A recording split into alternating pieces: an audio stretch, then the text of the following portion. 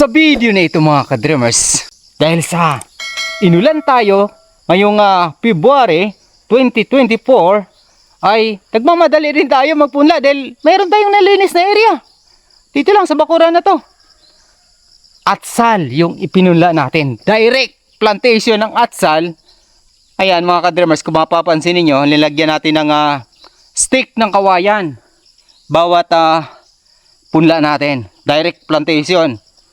Ito yung titingnan natin kung mag-grow yung paraan na ginamit natin. Para sa susunod, gagamitin natin itong pamaraan na to kapag tuluyang sumibol ito. Pero yung hindi maganda rito mga ka-dreamers, dahil nung panahong ibinilad ko itong binhi na ito, 3 pirasong bunga ng atsal, meron tayong nakahanda ring sili, yung maanghang na sili na maliit lang bahagya ng atsal. So, ngayon niligpit ni mama na ihalo sa plastic.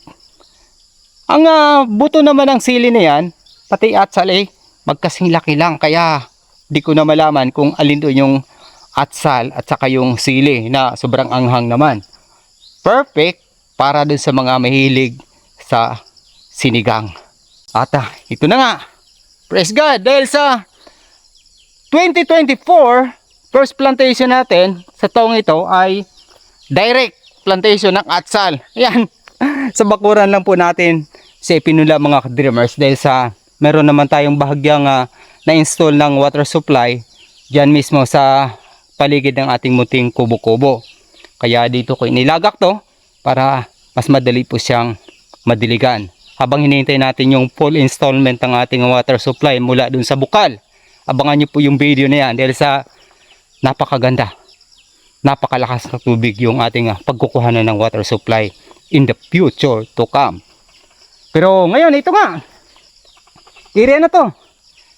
Ang plano ko sana dito ay kamuti crops, dahil sa area na rin yung kabila nating luya.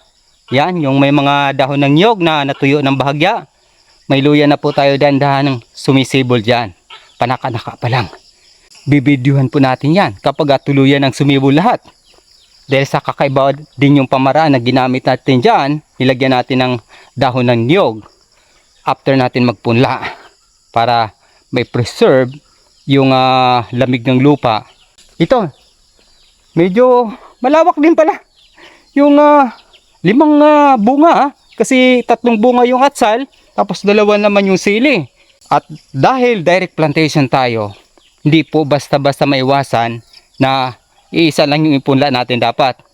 So, ang ginawa ko, bawat part na to ay meron tayong 3 or 4 na butil na inilagak dito.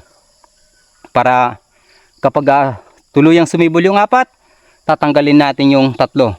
At naghanda na rin tayo ng ating mga paglagakan. Sakaling pala rin tayo na sumibol lahat yun, tatanggalin natin. Yan, makikita ninyo yung aming munting kubo-kubo. So, dyan si mama natutulog. At yung aking mga gamit dyan sa pagbablog, andyan din nakalagak. At ako naman nandyan sa patuyuan ng kupra natutulog.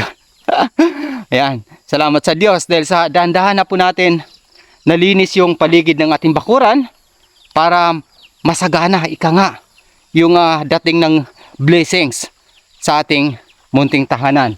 Dito natin ilalagak mga ka-dreamers sa hinaharap yung sumobra na sisibol buhat dyan sa ating naipunla. Kaya naka-preserve po itong lugar na ito.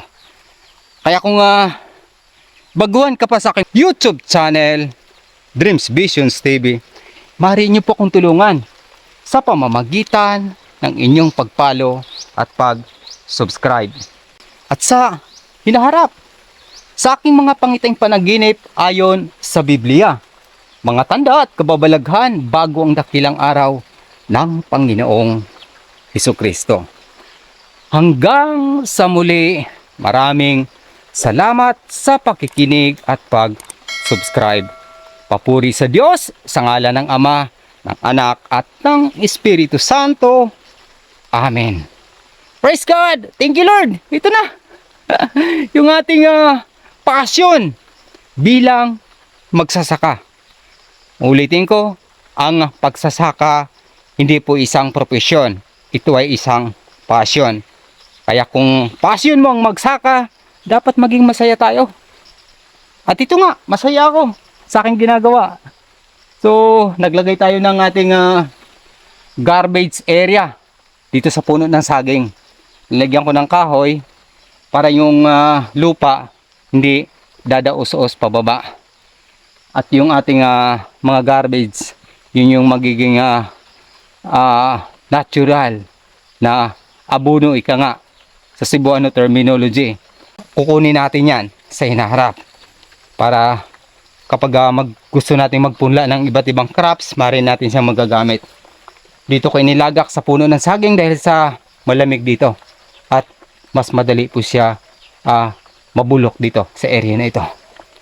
Gayun din naman yung garbage na ito ay makakatulong sa ating saging. Yan, mapapansin niyo yung saging natin ang lulusog.